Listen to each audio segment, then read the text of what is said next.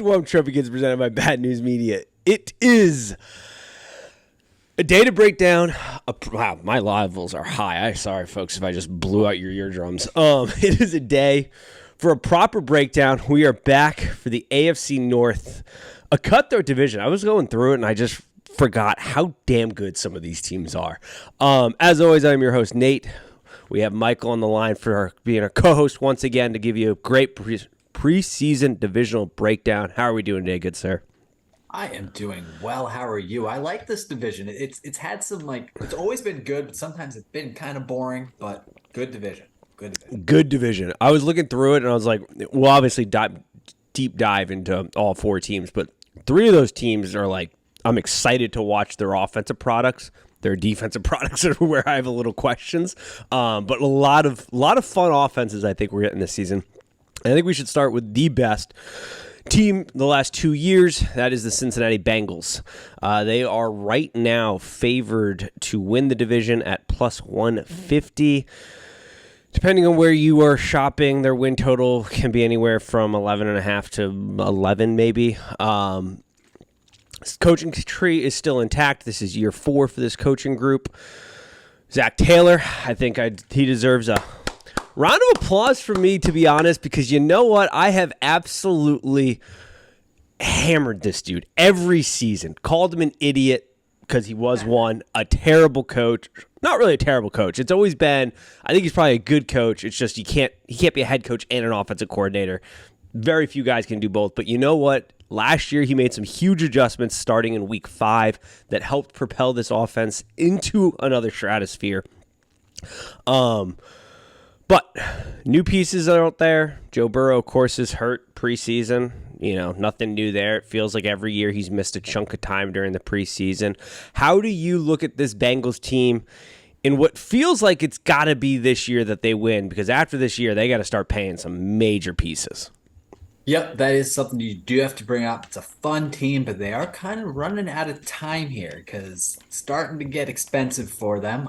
Young team, very fast. I like them this year. I liked them last year. I think we should still like them this year. Joe Burrow, I think he hates preseason. I think he hates training camp.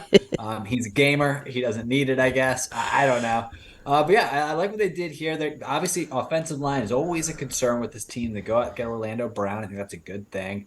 We saw them address the offensive line last year. It helped. Still wasn't great. Love the weapons. How can you not? Best wide receiver in the trio in the NFL easily. I like them going out getting Irv Smith very cheap. He hasn't played in a while. He's always hurt, but he's still young, which I can't believe how young he still is. So yeah, I have to love the offense. Defense is a bit of a concern.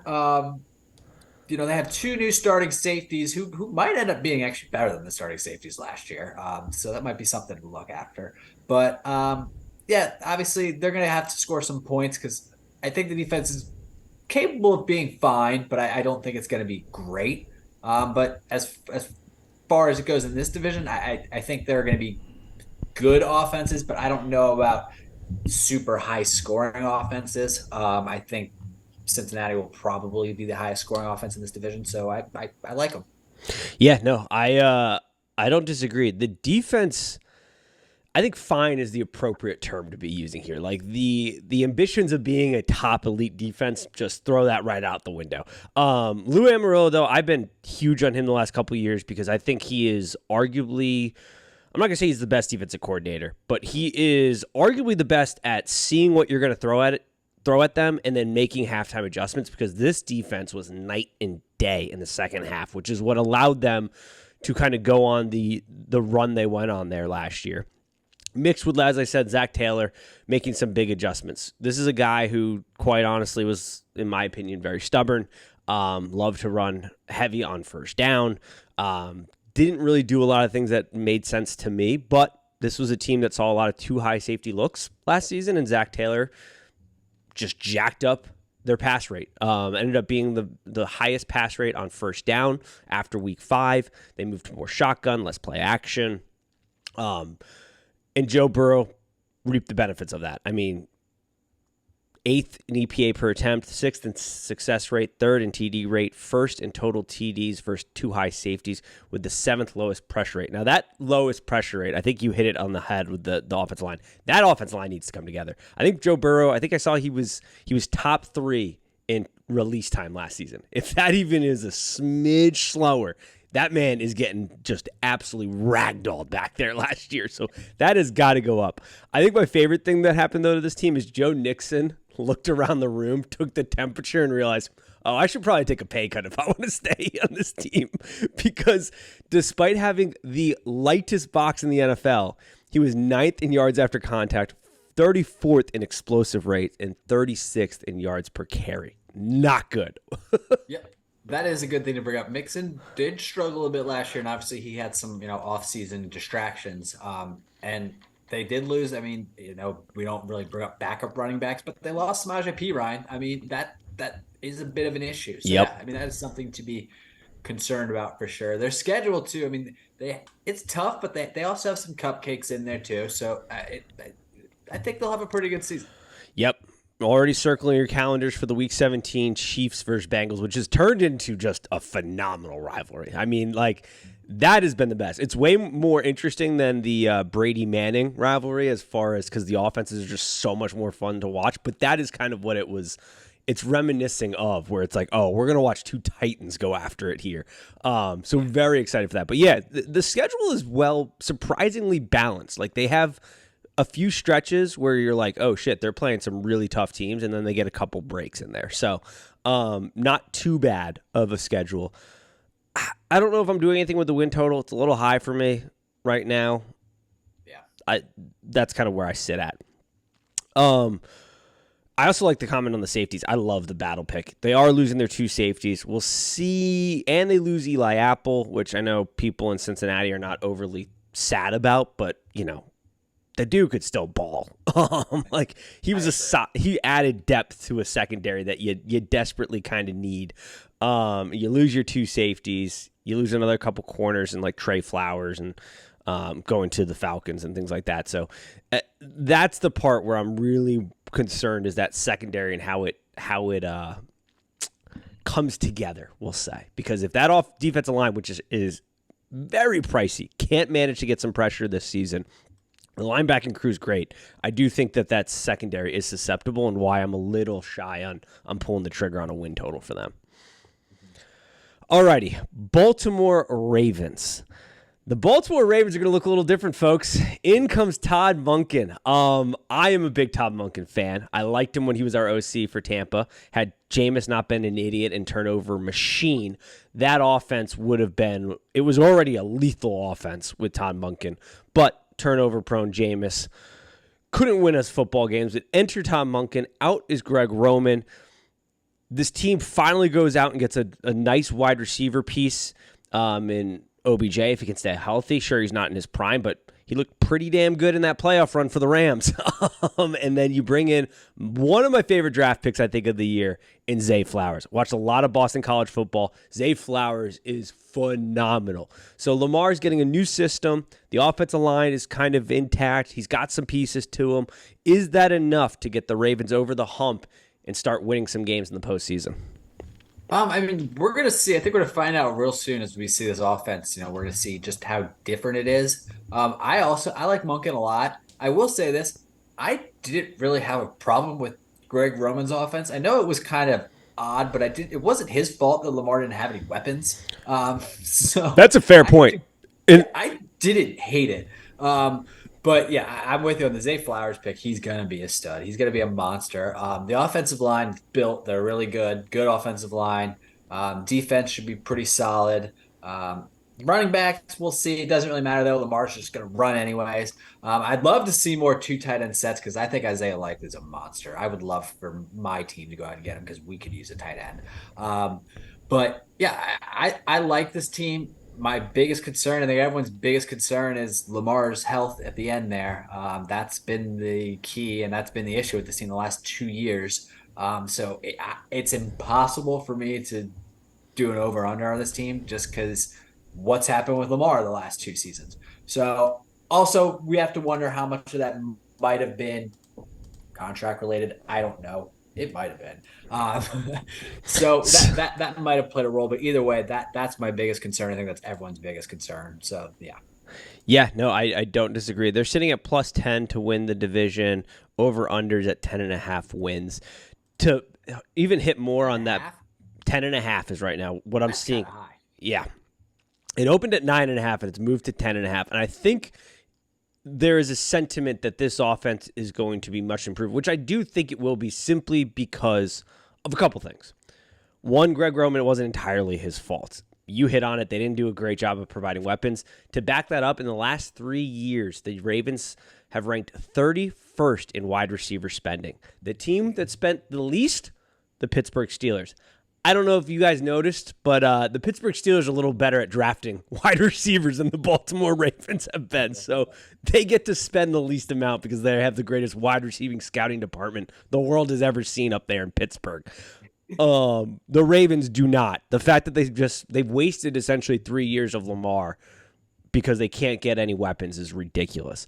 And then to harp on it even more, this was shocking. I looked at, so we take peak Lamar 2019. Ravens opening drive TD rate in 2019 was 50%. 2020, 25%. 2021, 11.8, and last year 5.9. That is a huge decrease. Yeah. I do think you're right. I do think we'll see more two tight end sets, which is going to be really fun because Todd Monken was a fan of that at Georgia. That tight end room was insane. But the thing I really like about Todd Monken is, unlike Greg Roman, at least when he was in Tampa, and he sort of did it at Georgia, but it's hard to tell as much with Georgia because they just had so much more talent than everybody else. But in Tampa, every week the game plan was different based on the defense you were seeing. So like that, I think, is going to be nice. I do think the benefit to Lamar's health is I am guessing at this. We're projecting this, in my opinion, but I do think this is going to look a little bit more like Louisville Lamar, where things are just spread out more, so the boxes are lighter. There's less congestion right up there in the middle. He's kind of moving more to the ends instead of downhill. I think that's going to be a big difference. Talk to me about this defense, because the defense has got a lot of new moving parts in that defensive line. Like Calais Campbell's gone.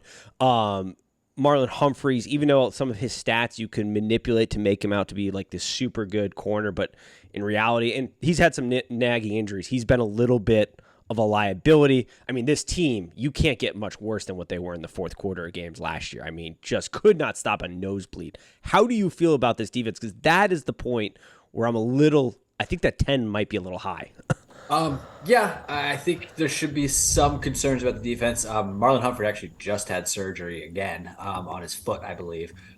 So take this however you want.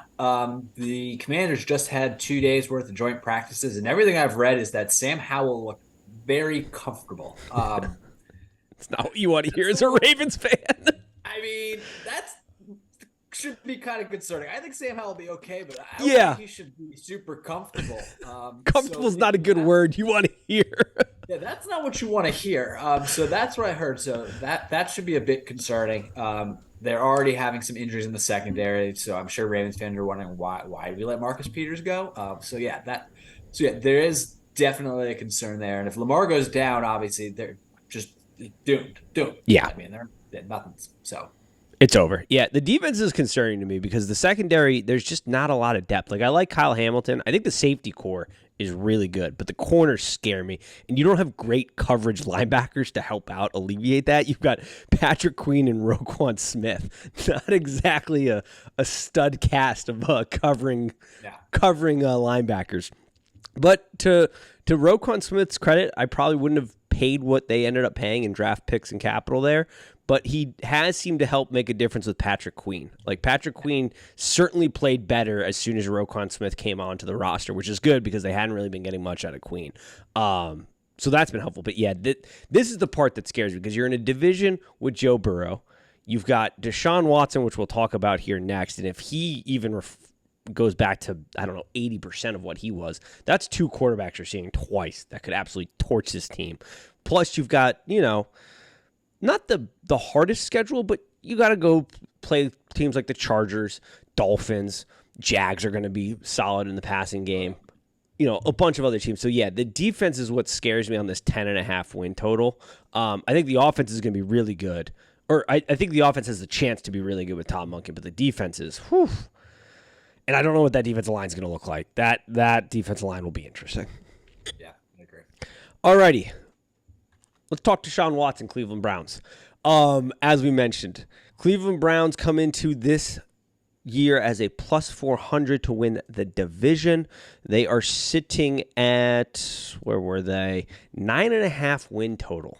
A little juiced to the over at plus 108. Deshaun Watson is obviously going to be the story here. He hasn't played a ton of meaningful football in the last couple years. Can he return to form? What should the expectations be, I guess, for this Browns offense and the return of Deshaun Watson to the NFL?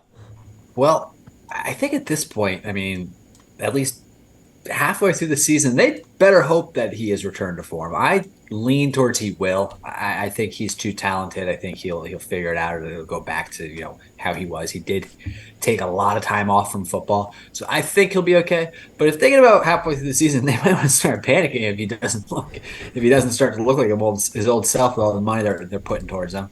I think this is a good team. It's just very solidly built team for this division, in my opinion. I think they might be lacking a little bit in the skill position department as far as depth goes. They don't have the same backups at running back anymore. I do like them bringing in on the defensive side of the ball, bringing in Zadarius Smith, someone on the other side of Myles Garrett. Zadarius Smith, he's an animal. He's a little older, but he's still very good. He's a game wrecker. I think this is a good team. 9.5. Thinking this is a 10-win team. I don't necessarily see that. But, I mean, you never know. I mean, they have a really good offensive line. This is a team that can win in December, which matters. It's just – I don't know about the 9.5, but I do think this is a good team that no one's really going to want to play. I 100% agree with that sentiment. This is a team, though, if you're the GM, holy hell do you have to be nervous, because I agree. There's not a lot of depth, but the kind of front porch of this offense is immaculate. I mean, you have a fantastic coach in Kevin Stefanski, in my opinion, as far as offensive schemes go.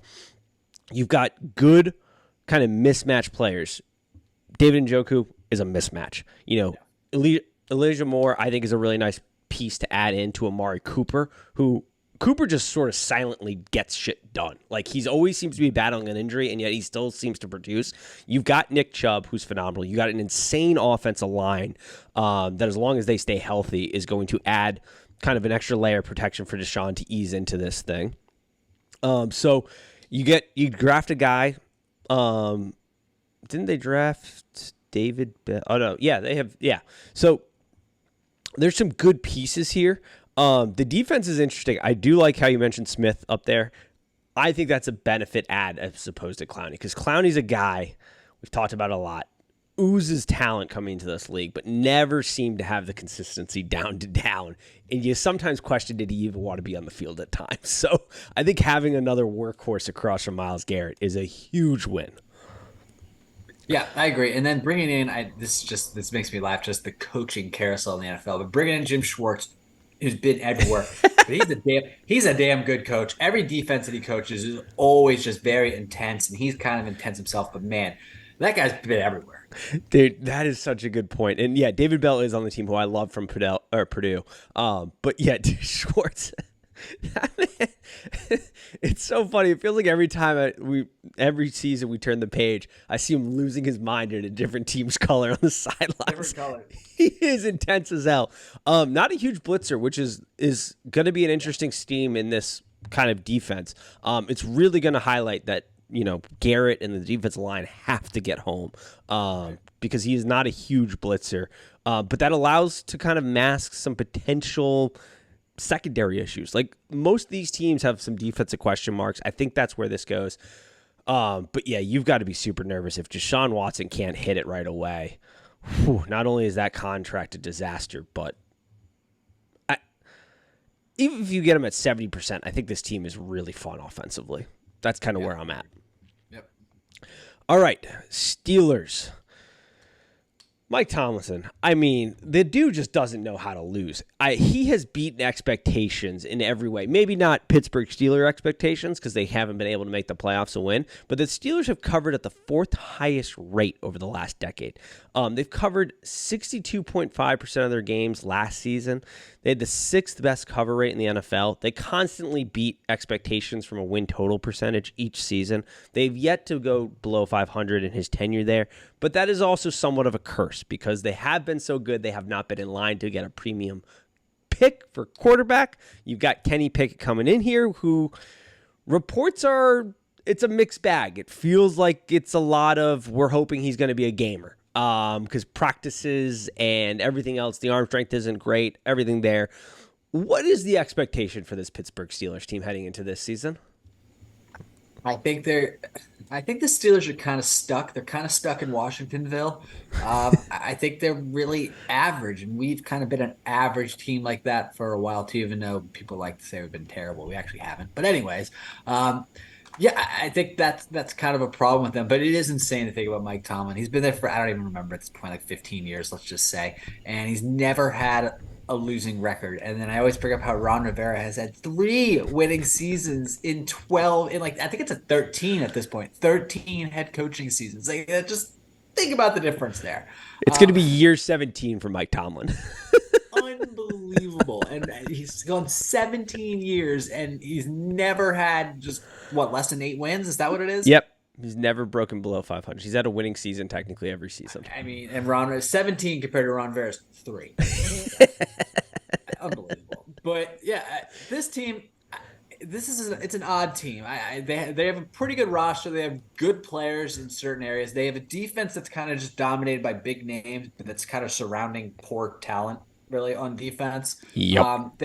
I like the wide receiver room. I think George Pickens, if Kenny Pickett just doesn't care about throwing in the ball, because Pickens is definitely going to suffer with separation. He's not going to be able to get good separation, but he's kind of a Brandon Marshall type. Now, Brandon Marshall was lucky in his career because he had 3 quarterbacks that just said, fuck it, Kyle Orton, Ryan Fitzpatrick, and Jay Cutler that just threw him the ball. I don't know if Kenny Pickett is that guy. I'll say they probably saw it. I mean, at least I saw enough out of Kenny Pickett last year towards the end to at least give him another try this season. I'm not necessarily a believer, but I do think he showed me enough. But either way, this team, it's about a 500 team. That's what they are. They're not going to, in my opinion, make the playoffs. But Mike Tomlin can always prove me wrong. He's done a phenomenal job of doing that thus far. It's really been incredible. Their win total sits at 8.